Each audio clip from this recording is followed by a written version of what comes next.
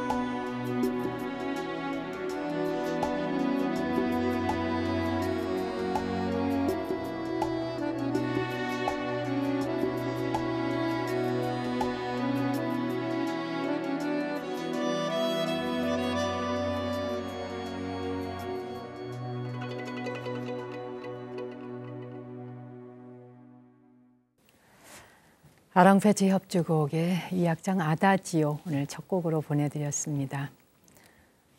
1년이 뭐 어떻게 달려왔는지 모르겠죠. 어떻게 하다 보니까 봄이 갔고 그리고 또 여름이 지나고 가을의 문턱에 들어섰는가 싶은데 벌써 이제 늦가을이라는 이름표를 붙여야 할 만큼 날씨도 쌀쌀해지고 벌써 겨울이 느껴지지요. 부처님께서 하루는 그 망고나무 잎사귀에 물방울 하나가 딱 떨어져 있는 걸 보고는 뭔지 모르게 눈에 눈물이 글썽글썽 하셨던 것 같아요. 아란존자가 보고 당황했죠.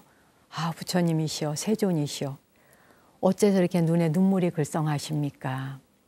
그랬더니 그 망고나무 잎사귀에 한 방울의 물이 수정알처럼 똑 떨어져 있는데 그 물방울이 바람에 이렇게 산들산들 약간 이렇게 흔들리고 떨고 있었는 거예요.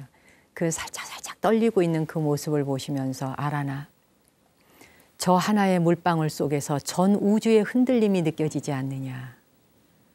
이게 굉장히 시적이잖아요.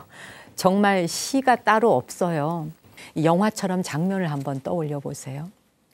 이 가을엔 그렇게 이슬방울 하나가 떨리는 것만 바라보아도 보고 싶은 사람을 그리워할 수 있는 계절, 그리고 누군가를 사랑하지 않고는 견딜 수 없는 계절이 아닐까. 여러분도 세종과 같이 그렇게 나뭇잎사귀 하나가 바람에 흔들리고 있는 걸 보기만 해도 전 우주가 떨리고 있지 않은가, 이런 걸 보면서 우주의 소식을 이 가을에 꼭 깨달아 보시기 바랍니다. 시청자 여러분께서 댓글 보내주신 것, 또 소감 오늘 몇 분 읽어드릴게요. 오정숙님, 늘 밥상을 차려주셔도 제대로 찾아 먹지도 못하고 삽니다. 이게 방송을 잘 해줘도 매번 챙기지 못한다, 이 말씀이신 거죠. 하지만 오랜만에 여유 있게 다시 듣기 2번 반복해서 잘 보고 듣고 있습니다. 지금이 가장 소중하다는 걸 다시금 상기하면서 저는 서울에 있는 정각사를 가지는 못해도 광주에서 길상사에 다니고 있습니다. 저에게는 처처가 법당입니다. 한 소식 하신 말씀을 해주셨네요. 고맙습니다. 그럼요. 광주에 사시면 광주에 있는 절, 광주에는 또 정심사도 있고요. 많은 좋은 절들이 있습니다. 무등산 자락을 끼고. 여러분이 계시는 곳이 모두가 정말 처처가 법당입니다. 다만 이렇게 방송을 보시고 어디를 가야 저를 만날 수 있느냐고 물어오시는 분들이 정말 많아요. 요즘은 제가 법회 볼 때 기독교인들이 심심찮게 찾아오세요. 모두 좋은 현상인 거죠. 이게 바로 미디어 시대에 미디어가 아니고는 할 수 없는 그런 그 포교가 아닐까 이렇게 생각해 봅니다. BTN을 시청하시면서 사랑해 주시는 여러분, 여러분이 ARS 한번 눌러주시는 그 작은 후원금 하나가 좋은 프로그램 제작하는 데 쓰여진다는 것 매 순간 잊지 마시고 많은 후원도 부탁드립니다. 이수선님은 오랜만에 듣는 방송 여전히 좋군요. 부탄의 국민들에 대한 방송, 절제된 삶의 이야기, 고암 큰 스님의 무집착의 이야기도 제 자신을 다시 성찰하게 합니다. 김윤등님은 스님 옆에 다소곳이 자리하고 있는 우편함이 스님과 참 잘 어울려요. 요즘은 스마트폰에 앱을 깔아서 잠들기 전에 꼭 한 편씩 듣고 잡니다.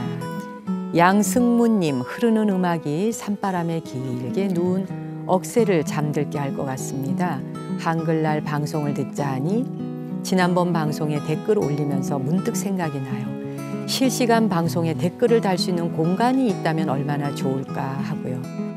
윤미아님이 물질의 풍요보다 마음이 부자인 부탄 사람들, 나이가 들면 절망이 아닌 수행자의 길을 걸어가는 삶을 저도 그렇게 살아가고 싶습니다. 영상이 아주 포근한 고향에 간 것처럼 마음을 어루만져 주네요. 김민희님, 오늘은 하루가 너무 길게 느껴지더라고요. 마음도 너무 허전하고 힘들었는데 스님의 이 방송으로 힐링하고 있습니다. 마음의 평온함을 느끼며 하루 기분 좋게 마무리할 수 있어 너무 좋습니다. 신경애님, 이 방송을 최근 즐겨보게 되면서 이 가을 마음까지 풍요롭게 지내고 있어요. 가을앓이를 하는 저에겐 이 방송이 얼마나 큰 비타민인지 모릅니다. 이제야 이 방송을 챙겨보게 된 덕분에 보지 못한 방송들 다시 보기로 마음껏 볼 수 있어서 요즘은 하루하루가 즐겁습니다. 박세연님, 스님 민원 한 가지 올립니다. 방송 중에 음악과 함께 나오는 배경이 어디인지, 장소를 알려주는 멘트가 화면에 나오면 어떨까요?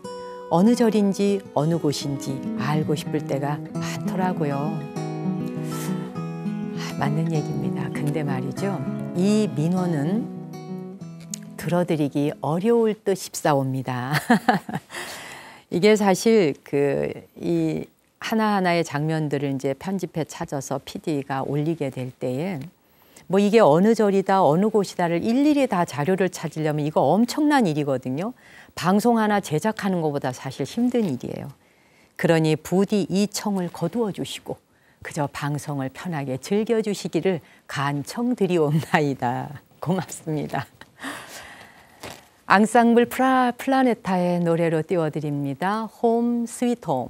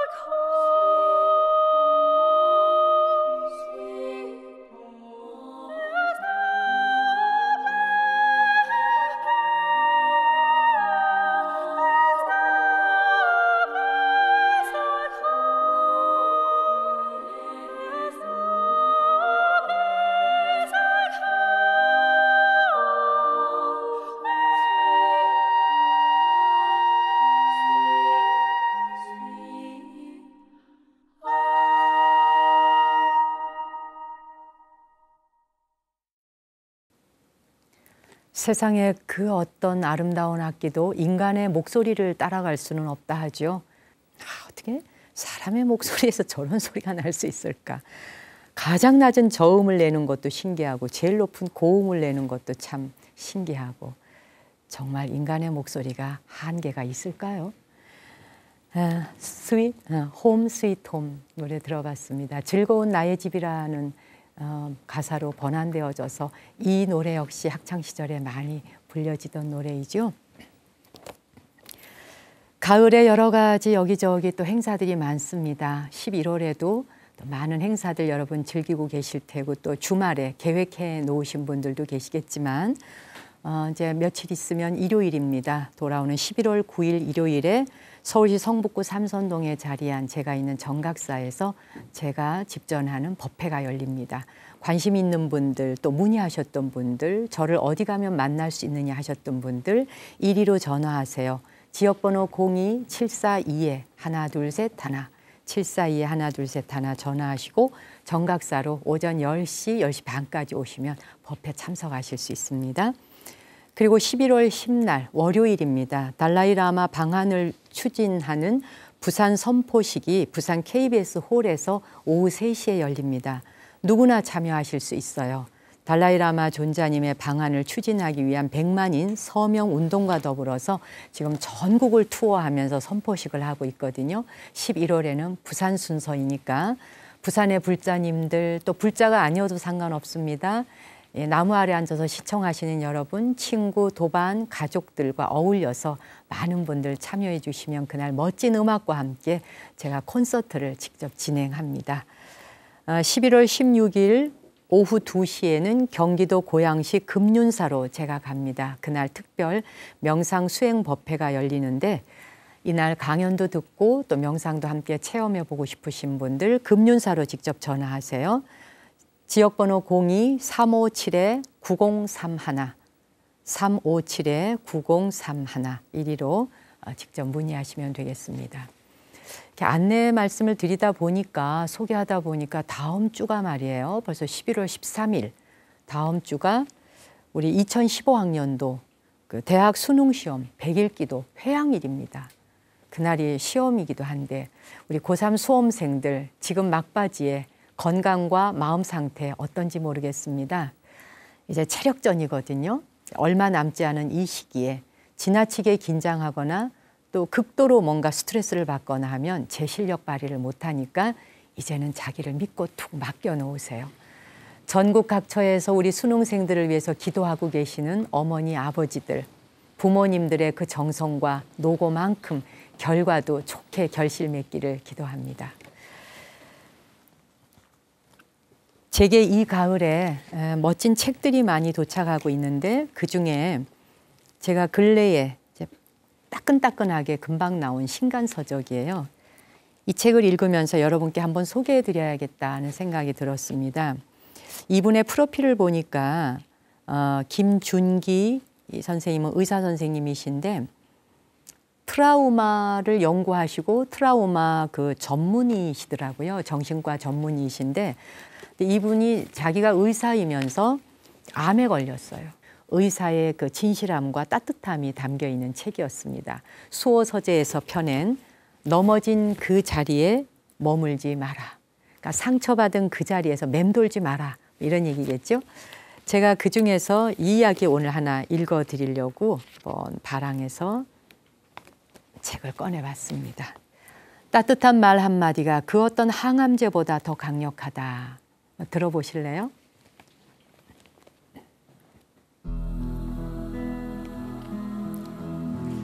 아침이 되자 주치의가 빠른 걸음으로 회진을 왔다. 그는 수술 부위를 감싸고 있던 꺼즈를 사정없이 걷어내고 수술 부위를 이리저리 찔러보더니 수술은 아주 잘 되었으니 걱정하지 말고 빨리 걸어야 한다고 체근을 했다. 오늘부터 걸어야 한다고요?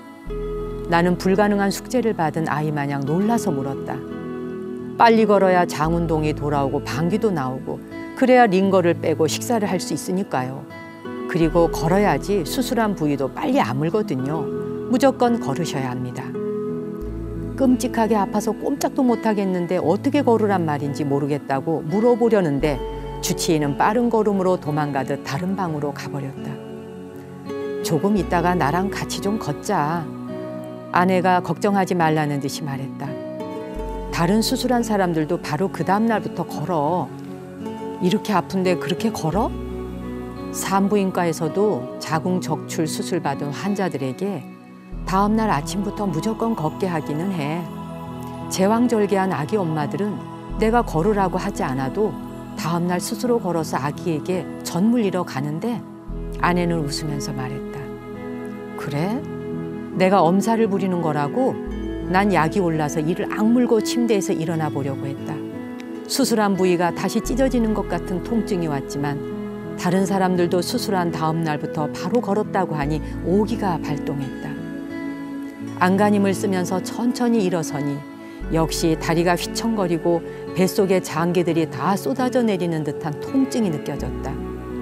그러나 한 번 더 이를 악물고 왼발 한 발짝, 또 쉬었다가 오른발 한 발짝, 아기가 걸음마하듯이 천천히 걸어서 방을 나왔다. 링거와 소변통이 달린 폴대를 오른쪽 지팡이 삼아, 아내 어깨를 왼쪽 지팡이 삼아 병실 복도를 슬로우 모션으로 걷기 시작했다. 한 발 한 발 걷다 보니 비로소 병실 복도 주변 상황이 파악되기 시작했다. 의외로 병실 복도를 걷고 있는 사람들이 많았다. 모두 주치의가 빨리 걸어야 한다고 협박해서 억지로 걷고 있는 사람들처럼 보였다. 그 무리에 끼어들어 나도 천천히 걷기 시작했다. 복도 끝에서 끝이 너무 길게 느껴져 처음에는 한 번만 왕복하려고 했는데 어느새 나도 모르게 병실 복도를 7번이나 왕복해 걷고 있었다.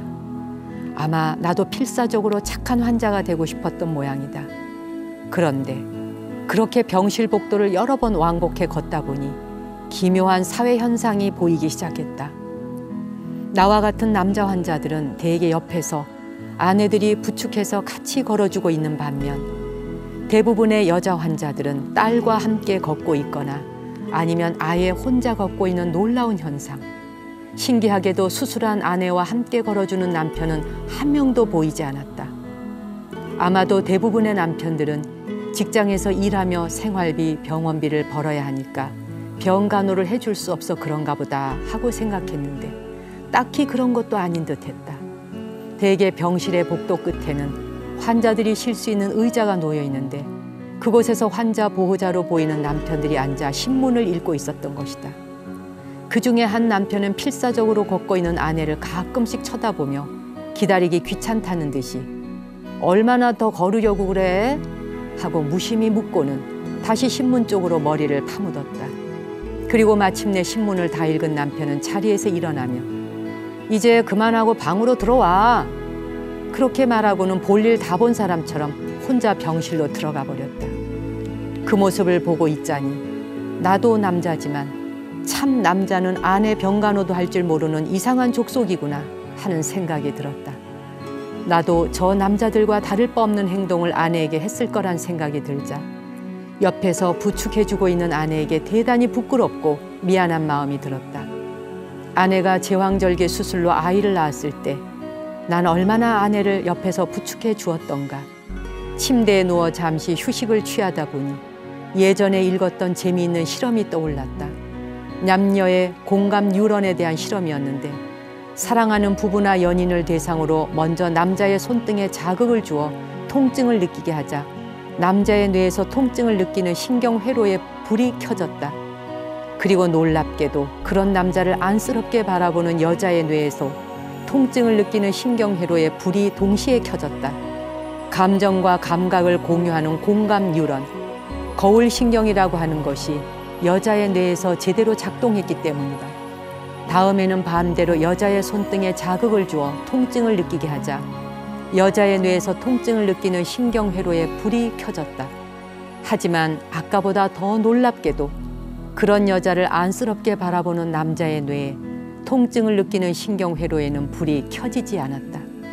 아무래도 진화론적으로 남자의 공감 뉴런, 거울신경은 훨씬 늦게 작동이 되는 게 아닌가 싶다. 나 자신을 위해 남자를 위한 변명을 해보자면 남자들은 애인이나 아내와 함께 아파하기보다는 이 문제를 어떻게 해결해야 하나 하는 신경회로가 먼저 작동하는 것일런지도 모른다. 남자들 입장에서는 생존을 위한 문제 해결의 신경회로를 자동적으로 선택했겠지만 여자들 입장에서는 아픔을 공감하고 돌봄을 받는 쪽을 더 절실하게 원한다.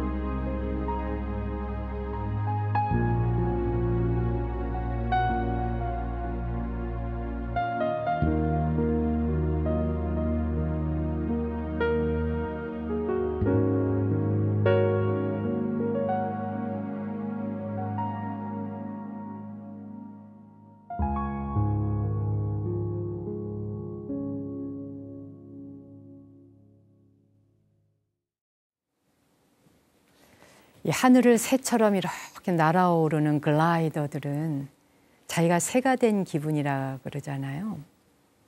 창공을 싹 날아올랐을 때 그 내려다보는 이 지상이 정말 원더풀이겠죠? 환상적일 거예요. 원더풀 글라이더라고 하는 음악이었습니다. 제가 방금 전에 그 넘어진 그 자리에 머물지 마라라고 하는 책을 읽어드렸는데 이 김준기 선생님이 자기 자신이 암이 걸려서 수술도 하고 환자 생활을 해보니까 환자의 입장도 이해하게 되고 보호자의 입장도 이해하게 되니까 글도 따뜻하지만 그 실제 몸 아픈 사람들이 겪는 현상을 인간적으로 많이 이해하신 것 같아요. 특히 이 방송을 보시면서 시청자분들 중에 여성들이 더 100% 공감한다고 박수를 치셨을 것 같아요. 진짜 병원에 가보면 여성들의 경우는 이렇게 그냥 끌고 혼자 다녀요. 이렇게 혼자 소변통 뭐 이렇게 줄줄 달아가지고 한 손 이렇게 하고 그냥 이렇게 가는데 남자분들 옆에는 여자들이 꼭 이렇게 지키고 있어야 돼요. 아내가 지키고 있어요. 여성과 남성이 참 그런 부분에 있어서 공감 유런이 다르다 그랬는데 또 다르니까 함께 조화를 이루고 사는 거겠죠.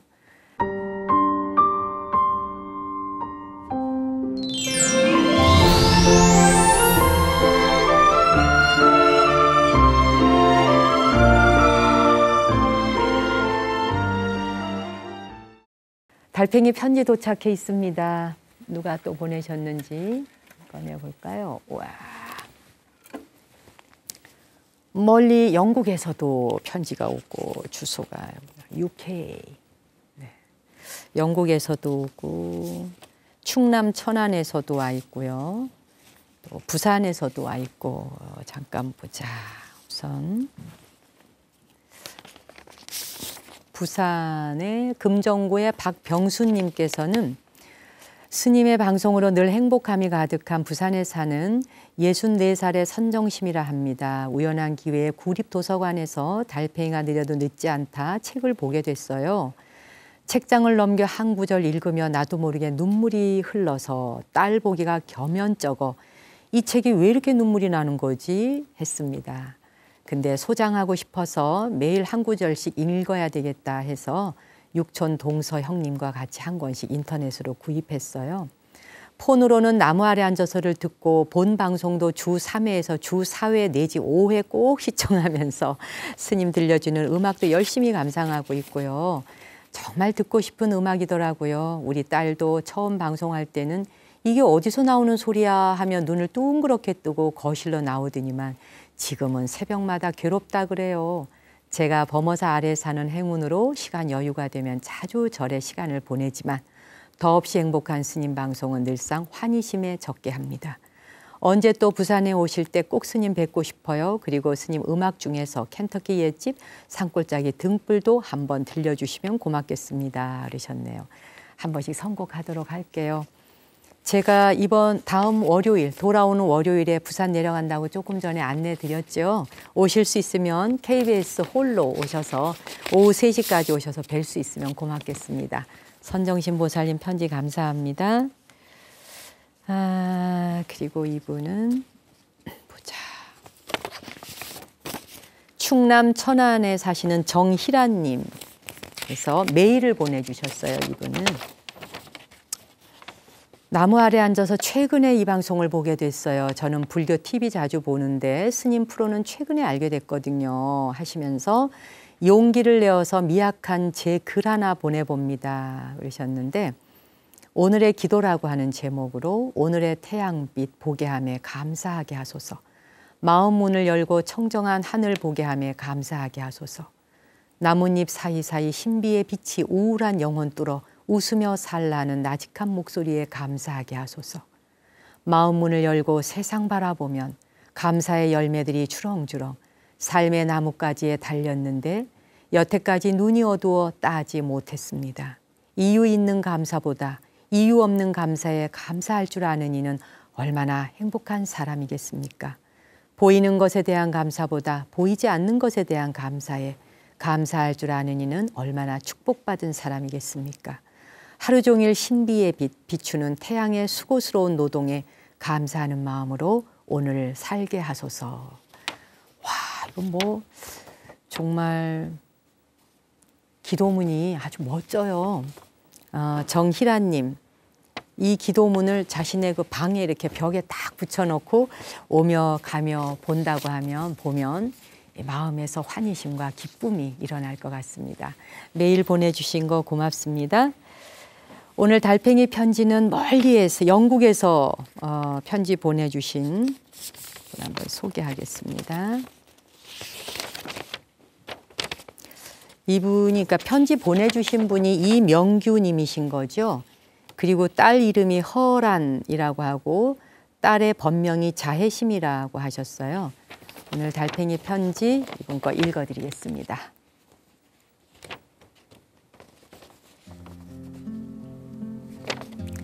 안녕하세요. 이영만리 영국에서 스님의 나무 아래 앉아서를 다시 보기로 볼 수 있을 줄은 꿈에도 생각지 못했습니다. 컴퓨터로 연결이 되어 매일 아침 시간에 경청할 수 있어 얼마나 행복한지 지면으로는 표현하기조차 힘듭니다. 서울에 있을 때 BTN 본방에서 서너 번 뵌 적이 있어 좋았었는데 영국까지 와서 뵐 수 있게 되니 이런 행운 또 있겠습니까? 한국에서 방청하지 못했던 1회에서 52회를 2번씩이나 다시 보게 됩니다. 말씀과 음악, 배경 모든 게 감동입니다. 저는 77살 할머니입니다. 1녀 2남을 두었지요. 딸은 하나인데 영국에 살고 있습니다. 그래서 올해로 9번째 딸의 집에 방문하게 됐습니다. 제가 93년에서 2010년까지 이곳에 왔을 때는 아리랑 TV나 보고 비디오 테이프나 대여해서 볼 뿐이었어요. 그러나 불교 TV 덕분에 모든 스님들의 법문과 증문즉설 등 다양한 프로그램을 경청하고 있으니 얼마나 축복받은 일인지 감탄하고 있습니다. 한국에 있을 때 ARS에 2, 3년 전부터 참여해왔습니다. 이렇게 멀리서 방청할 수 있는 게 BTN 직원들과 제작진들의 도움이라 생각되어 그분들에게도 감사하다 인사드리고 싶습니다. 스님, 제가 서울에 돌아가면 열심히 ARS를 누르겠습니다. 제가 작년 3월에 위암 수술을 했거든요. 3분의 2 절제했습니다. 부처님의 가피를 입어 수술을 잘 받았고요. 의사 선생님의 도움과 가족과 친지들의 기도 덕분으로 잘 회복되고 있는 중입니다. 수술한 후에 3개월, 6개월, 12개월 지나면서 재검진을 했는데 양호하다고 해서 영국까지 오게 된 겁니다. 혼자서는 엄두를 못 냈을 텐데 딸이 전화를 걸어와서 엄마, 석 달이나 5달 정도 여기 와 계시면 안 돼요? 라고 하더군요. 12시간 비행기 타고 갈 엄두가 안 났습니다. 그랬더니 작은 남동생 답답한 마음도 쉬어가게 같이 오라고 하더군요. 의논해서 작은 아들은 2개월, 저는 5개월 티켓을 구해 이곳까지 오게 된 겁니다. 사실 작년 7월에 위암 수술을 4개월 뒤 심근경색으로 쓰러져서 중환자실에 3일이나 누워서 사경을 헤맸습니다. 제게 아무도 알려주지 않았더군요. 그러니까 작은 아들이 그랬군요. 제가 알면 엄마가 위험하다고 작은 며느리가 그렇게 속이 깊었습니다. 스탠드 시술로 일도 할 수 없고 하던 영업마저 그만두고 건강을 되찾는 것이 우선이니까요. 명절에도 가족과 한가하게 지낼 시간 없었는데 좀 쉬어가라고 부처님께서 도와주신 거라 생각합니다. 작은 아들이 입버릇처럼 엄마하고 해외 여행하고 싶다 하더니 누나 덕분에 엄마하고 영국까지 오게 됐다며 고맙다고 합니다. 딸은 89년에 영국에 와서 공부하고 결혼도 해서 딸 하나 낳고 새 가족이 행복하게 잘 살고 있습니다. 부처님의 가피로서 그렇다고 생각합니다. 그런데 우리 모자가 와서 열흘 만에 우리 딸이 아파 병원에 갔더니 대상포진이라는 겁니다. 얼마나 놀랐는지 모릅니다. 사실은 저도 50대 후반에 몹시 알아보아서 고통을 알거든요. 우리 작은 아들도 2007년에 대상포진 알았고요. 그랬더니 작은 며느리가 전화로 하는 말, 3분이 대상포진 환자뿐이네요 라고 해서 웃었습니다. 사위는 한국 출장 가고 없을 때이니 모자가 잘 왔다고 딸은 그렇게 말해줍니다. 아들은 2달 뒤 귀국했습니다. 저는 이제 열흘 뒤면 귀국합니다. 진작 스님께 달팽이 편지 올리고 싶었건만 글재주도 없고 딸이 아파 정신적으로 여유 없었습니다. 매일 오전이면 불교 TV 나무 아래 앉아서 스님을 뵙는 것이 제 시작의 하루가 됐습니다. 2회, 3회 달아서 경청하고 CD로 예불도 모시고 매일 경전 독송하면서 모녀의 하루가 시작됩니다. 딸은 런던에 유일하게 조계종 사찰이 있는데 연화사에 다니고 있습니다. 건강이 좋지 않아 자주는 법회를 참석지 못해도 집에서 매일 기도드리고 있습니다. 딸도 부처님의 가피를 입어 건강 회복하면서 감사히 살고 있고요. 언젠가 한국에 오게 되면 정각사 스님의 절에 참석해 법회에 꼭 가보고 싶다 합니다. 서산대사 해탈시가 하도 좋아서 서울의 큰아들, 대구의 작은아들에게 써 보냈습니다. 누가 읽어도 좋은 말씀이 많아서요. 제 편지가 채택이 된다면 영국에서 제 딸이 시청할 수 있게 해주시면 감사하겠습니다. 스님 건강하시고 나무 아래 앉아서 진행 계속 해주시면 고맙겠습니다. 이명규드림 그러셨어요. 이런 편지가 이렇게 읽혀지면 세상의 그 어떤 선물보다도 기쁜가 봐요. 정말 여러분들에게는 별거 아니라고 생각할지 모르지만 편지를 보내신 분은 자기 이름이 호명되고 자기가 보낸 편지가 제가 직접 낭송하면 저게 진짜 내가 쓴 글 맞나? 이런 기분이 드실 때 있으시죠. 저자들도 그런 얘기를 많이 해요. 제가 책을 읽으면 그 책 제가 쓴 거 진짜 맞아요? 혹시 스님이 다르게 읽으신 거 아니에요? 이렇게 제게 물어오는 분도 있습니다.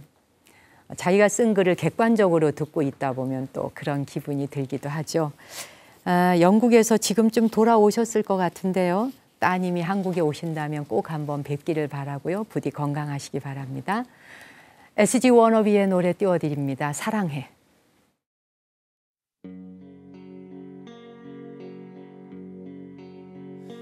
다시 한 번만 날 사랑해줘요.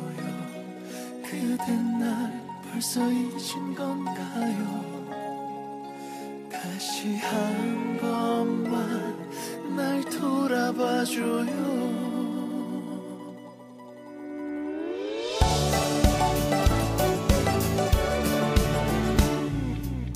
전화도 한 번 없는 그대가 나는 너무나도 야속해 술을 마셨어요.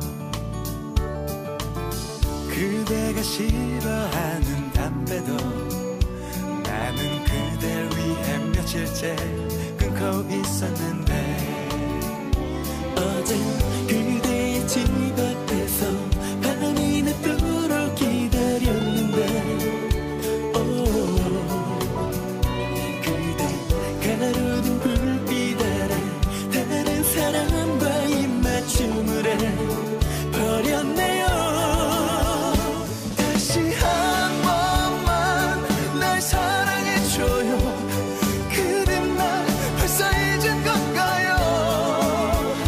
다시 한 번만 날 돌아봐줘요. 나를 떠나가지 말아요. 라일라 라라라라라라라라일라 라일라 라라라라라라라일라 다시 한 번만 날 사랑해줘요. 나를 떠나가지 말아요.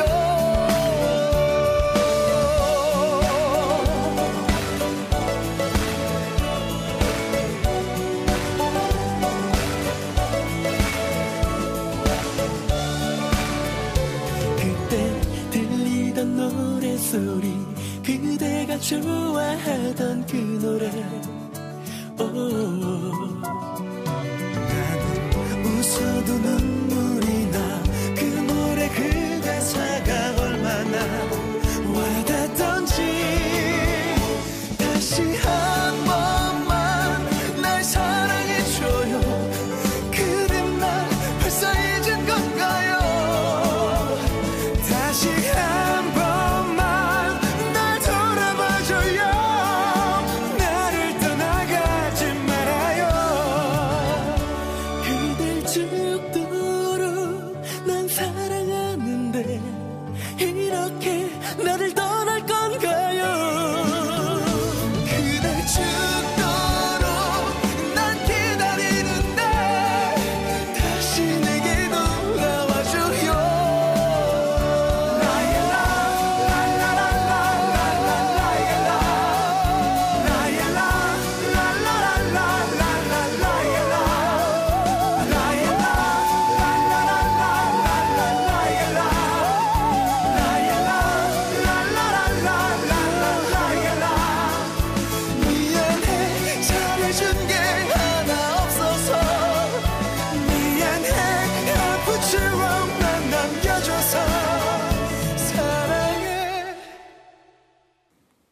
미안해 준 게 아무것도 없어서 사랑해. 노랫말이 가사가 참 재미있어요. 죽도록 사랑하는 것, 그래요. 죽도록 사랑하는 것이 자신의 불성이었으면 더 좋겠습니다. 그리고 죽도록 사랑하며 다시 돌아와 주기를 바라는 것도 불성으로 돌아오는 그런 가을이었으면 좋겠습니다. 저는 다음 주에 뵙기로 하고요. 또 행복하고 편안한 시간 보내십시오. 당신과 내 안의 신성한 빛, 거룩한 불성에 경배 올립니다.